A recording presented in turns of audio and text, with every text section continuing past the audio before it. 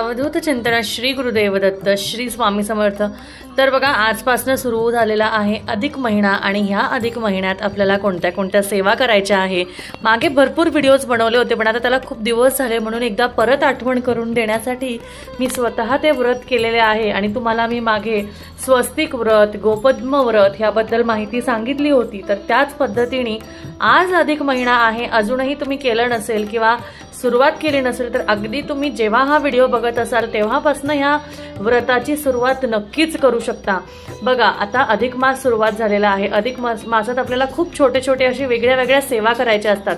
व्रत म्हणजे उपवास करायचा किंवा बाकीच्या गोष्टी असं नाही, पण काही सेवा आवर्जून आपल्याला करायच्या असतात। आता 33 गोपद्माच्या व्रताची जी माहिती जी आहे ती मी मागे सांगितली होती। तर तुम्हाला रोज देवापुढे विष्णूंचं नामस्मरण करून हे गोपद्म काढायचे आहे। याची माहिती पण तुम्हाला मागच्या व्हिडिओमध्ये सांगितली होती। वाटलंच तुम्हाला मी लिंक त्या व्हिडिओची नक्कीच खाली देईल, त्याच्यामुळे तुम्हाला लक्षात येईल। आणि अशा पद्धतीचा मी साचा वापरलेला आहे हे स्वस्तिक काढण्यासाठी, ज्यामुळे पटकिणी आपले हे गोपद्म काढल्या जातात आणि आपल्याला वेळही लागत नाही। त्यामुळे खूप सोप्या पद्धतीने गोपद्म व्रत मी केलेले आहे।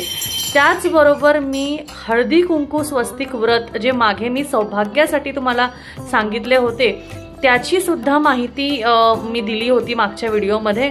त्याची सुद्धा लिंक मी देईलच तुम्हाला जर हवी असेल तर ते सुद्धा मी केलेले आहे। बघा आधी गोपद्म शेजारी पण स्वस्तिक काढू शकता किंवा बाजूला सुद्धा काढू शकता, असं काही नाही। आता एकाच वेळेस दोन्ही करायचंय म्हणून मी देवासमोर हे असं पद्धतीने स्वस्तिक व्रत आणि गोपद्म व्रत केले आहे। याचबरोबर अजून एक व्रत आहे, त्याची माहिती लवकरच पुढच्या व्हिडिओमध्ये येईल। तोपर्यंत वाट बघा आणि आपल्या चॅनलला सबस्क्राईब करा। श्री स्वामी समर्थ।